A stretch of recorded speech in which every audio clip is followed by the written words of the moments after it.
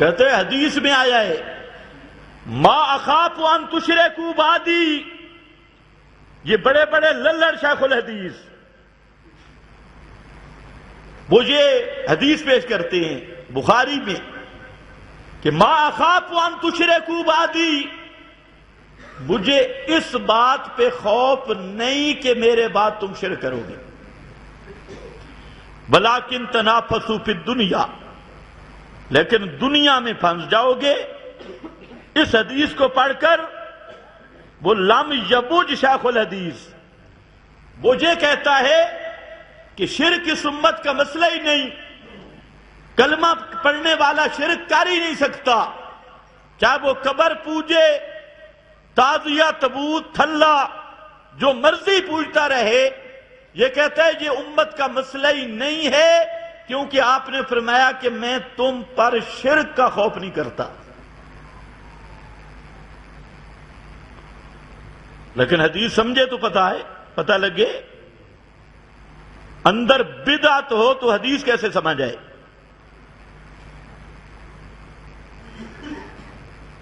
اب دوسری حدیث آئی،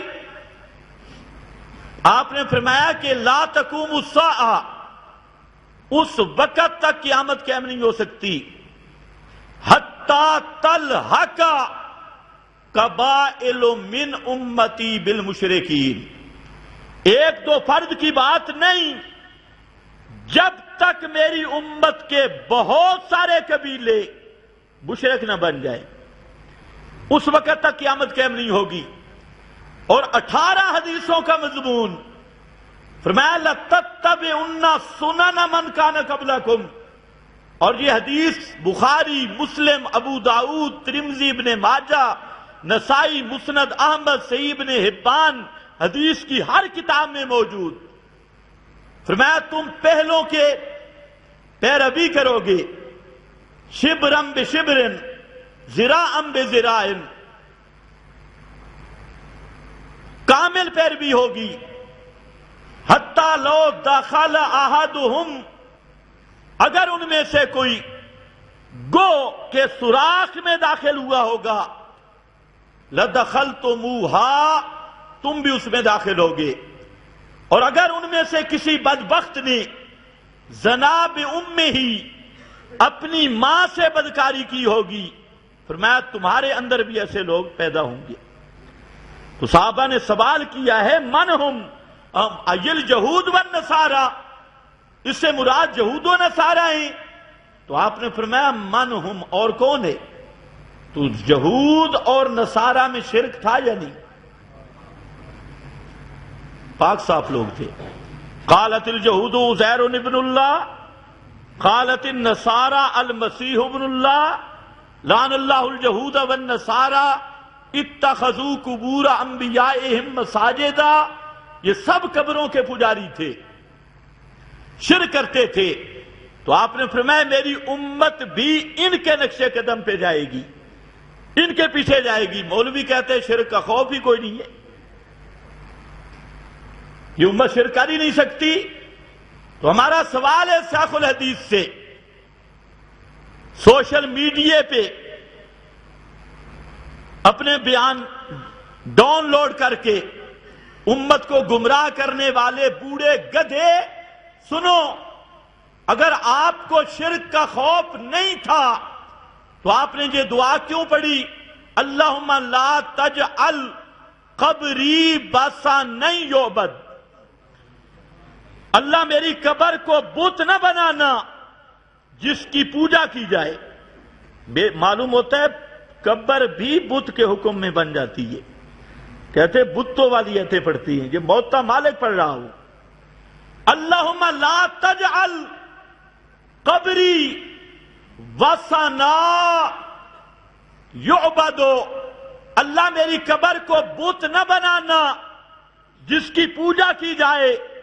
سوال یہ ہے کہ پیغمبر کریم یہ جو دعا مانگ رہے ہیں، کیا ہندوستان کے ہندو نے پیغمبر کی قبر کو سجدہ کرنا تھا، یا سکھ مجوسی نے جا کے سجدہ کرنا تھا، یا امریکہ برطانیہ کے یہود و نصارہ، اسرائیل کے یہودیوں نے پیغمبر کی قبر کو سجدہ کرنا تھا؟ آپ کس کے متعلق کہہ رہی ہیں کہ اللہ میری قبر کو پوجا پاٹ سے بچانا؟ یہ خطرہ آپ کو کس سے ہے؟ کلمہ گو لوگوں سے یا یہود و نصارہ سے؟ وہ تو مانتے ہی نہیں ہیں، وہ قبر کو کیسے سجدہ کریں گے؟ ہندو، سکھ، مجوسی جب وہ نبوت نہیں مانتے قبر کیسے پوجیں گے؟ تو آپ کی یہ دعا یہ ان لوگوں سے خطرہ تھا جو آج علی حجویری کی قبر کو پوج رہے ہیں، تعزیہ تبوت کو پوج رہے ہیں۔ تعزیہ 11 مہینے 20 دن گھوڑا ریڑے پہ، ٹانگے پہ، اور 10 دن وہ گھوڑا مشکل کشا۔ واہ، گھوڑے کے نیچے گزرو بیٹا ہوگا، آگے سے، اور 10 دن وہ بن گیا کربلائی مولا۔ مولا میری تیرے آگے ہے بے ایمانہ، تو سامری کے بچڑے سے بھی آگے ہو گیا۔ اور سامری قوم نے بچڑا پوجا تھا، وہ حلال تو تھا نا، خالص۔ اور یہ گھوڑا یہ تو مختلف ہی ہے، یہ حلال بھی ہے یا نہیں۔ اس نے گھوڑے کو پوجا شروع کر دی۔ خیر، یہ اس کو مشکل کشا مانتا ہے۔ انہی سے خطرہ تھا فرضی مزار بنانے والے، فرضی کربلا بنانے والے، نقلی روزے بنانے والے، نقلی قبریں بنانے والے، باؤ سلطان کی قبر کو پوجنے والے، بری امام کی قبر کو پوجنے والے، گولڑے والے شیطان کی قبر کو پوجنے والے، سیال کی قبروں کے پجاری، ان شیاطین سے خطرہ تھا۔ اور آپ نے دعا مانگی، اللہم لا تجعل قبری بسطا یعبد، اللہ میری قبر کو بت نہ بنانا جس کی پوجا کی جائے، جس پہ لوگ آ کے مجھے پکاریں، میرے نام کی منتیں دیں، میرے نام کی نظریں مانیں، میں میری قبر کو بچانا۔ اللہ نے کیسے دعا قبول کی؟ آپ کی قبر کو یوں محفوظ کیا کہ وہاں پہنچ ہی کوئی نہیں سکتا،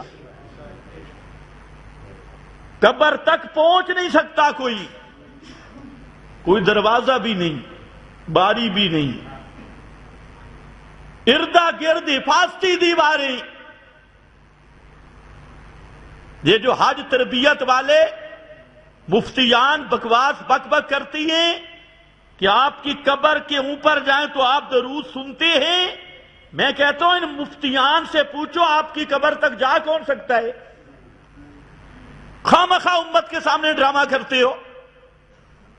لا یمکن الوصول الی قبرہ، سب علماء نے لکھا کہ آپ کی قبر کو اللہ نے ایسا محفوظ کیا کہ وہاں پہنچنا ممکن ہی نہیں۔ بڑی بات ہے اگر آپ کو سمجھ آ جائے۔ یہ جو پنڈی اسلام آباد میں مولوی لڑ رہی ہے قبر پہ سنتے ہیں یا نہیں، میں کہتا ہوں تمہارا دماغی توازن ٹھیک نہیں۔ بات یہ ہونی چاہیے قبر تک کوئی پہنچتا ہے یا نہیں۔ سننے سنانے کی بات تو بعد میں ہو کہ آپ کی قبر تک کوئی پہنچ سکتا ہے یا نہیں۔ ان سے پوچھو، آپ کی قبر تک پہنچ سکتا ہی کوئی نہیں۔ ہم نے خود وہ جو روضہ اقدس کی صفائی کرتا ہے اس سے خود پوچھا کہ آپ کہاں تک جاتے ہیں؟ کہتے ہیں عمر بن عبدالعزیز کی دیوار تک، اور عمر بن عبدالعزیز کی دیوار کو کوئی دروازہ نہیں، اور آپ کی قبر آگے ام المومنین کے حجرہ میں ہے، وہاں تک پہنچ ہی کوئی نہیں سکتا، دروازے ہی کوئی نہیں۔ اللہم لا تجعل قبری بسطا یعبد، اللہ نے آپ کی قبر ہی کو محفوظ کر دیا۔